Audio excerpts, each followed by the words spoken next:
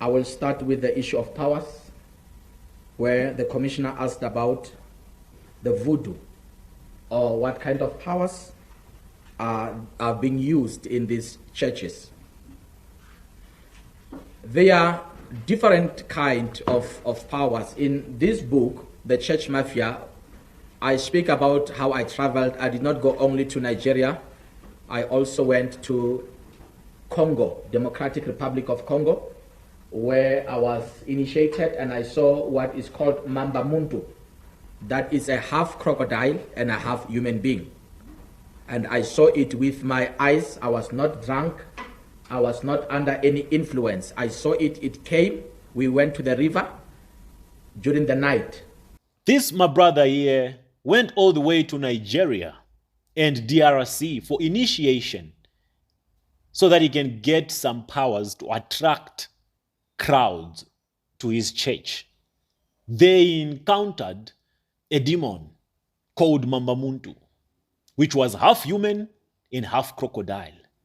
He was baptized in water by that demon so that he can come back to South Africa and have influence over the masses. His testimony is very much interesting, and I want you to pay attention to it. I'm bringing up all these testimonials so that you can relate to some of the things that I've been talking about. I'm doing all this out of love to preserve your sanity and to save you from the so-called men of God. Listen to the story. It was a full moon. The light that was there was from the moon.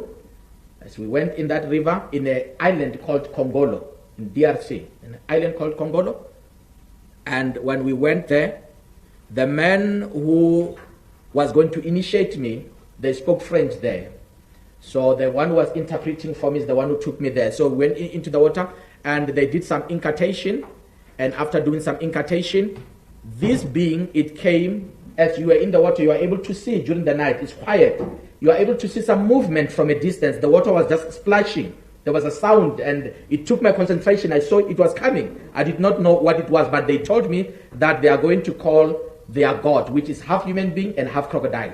This thing came with a very powerful speed. You know, if a person is swimming as a human being, you are able to know this one is a human being by the speed. But this one, it was an extreme speed. It was coming and it came behind me at my back. It held me here. I'm talking something that I saw it.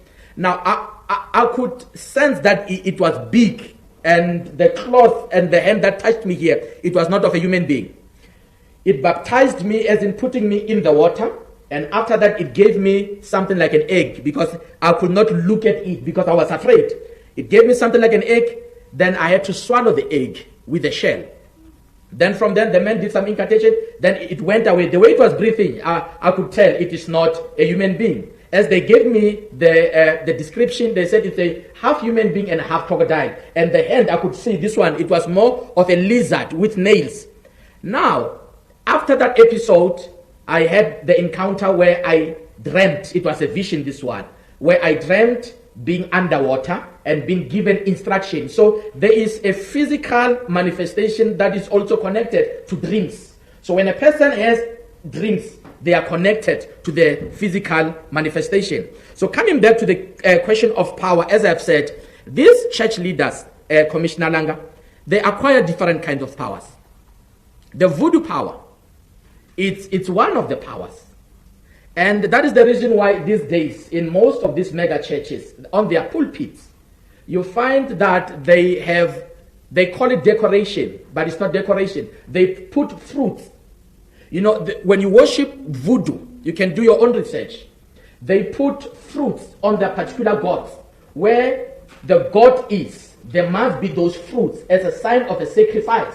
So on this pulpit, they are very beautiful, but they are surrounded with fruits. So that is a sign to show and say, on that pulpit, it is an altar of a voodoo.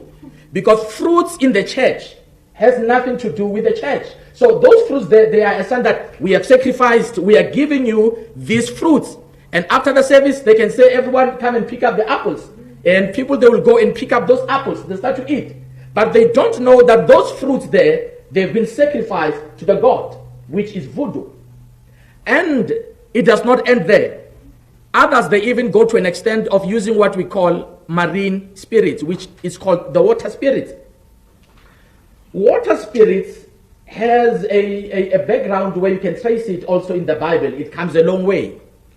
Now, this water spirit, number one, the church where your church is, it must be next to the water. There must be a river next to the water where you are able to take people for what we call baptism. But this is not the same baptism that Jesus encountered. This is a baptism into an occult. It's more of initiation. So they use the water or the river that is next to the water, or they can even have a swimming pool in the church. If they have a swimming pool in the church, all members will have to vie through that water. If they don't have a swimming pool in the church, they can make a service, a special service where the pastor will say, I'm coming to wash your feet. Out of the blue, the pastor says, God spoke to me that I can wash your feet. And every member in the church will take off their shoes, because this is a marine kingdom that wants to influence the church. So every member of the church has to vie through that particular water. So the pastor will come and wash you. He will take his time. He's a busy man, but he has to make sure that he does that by himself with his own hands. He'll bath your feet. That is what we call the marine powers. In other instances, they use what they call do as I say. In my instance, they gave me a small horn. It was called Ashe. It's a Nigerian name. It's called Ashe. Now, with that horn that they gave me, they said before I could talk, I have to wrap that particular muti on my tongue before I go to the pulpit. So they collect a lot of powers.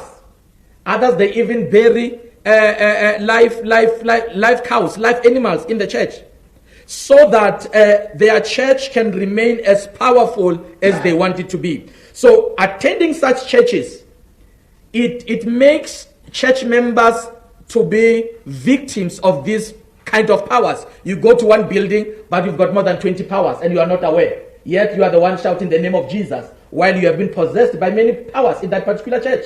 And these powers, they work for one purpose, to bring the crowd. All they want is numbers. So they do anything that they can for these powers. And all these powers, as I have said earlier on, they've got their own characteristics. Some of the powers, they want blood sacrifice. That is the reason other members will die. There can be a stampede in that hall. There can be a stampede in that crusade, but life has to be lost in that particular environment. Others who are close and who've got, let's say, a particular gift. You can be a musician who's been loved by people in that church, and you are close to the pastor. As time goes on, the musician can have an accident. So they cause some of the members to experience untimely death, because those will be part of the sacrifice that these powers are looking for. I'm coming to the issue of South Africans. Are we the only one who are being these victims? When I went to Nigeria, I hope you're connecting dots. I'll bring you the other part. I don't know where you're watching me from, but the full episode will be on YouTube. So if you're on TikTok, you can go ahead and watch the full episode on YouTube. These stories are quite disturbing. And how many mysterious deaths have you witnessed in these shrines? How many? Tell me. Musicians. I'm not going to call out names, but how many musicians, popular gospel artists, have passed away mysteriously in these, your so-called prophetic churches? How many? And they've all been treated as if it was normal and natural. But no, they were all sacrifices. Not that humans don't pass on, they do. But in these shrines, they look for those with the talent, with the gifts, and they rob them of their glory so that they can sustain their occultic covenants. The brother said quite a lot. Like I said, the full episode will be on YouTube. You can go ahead and watch it in detail.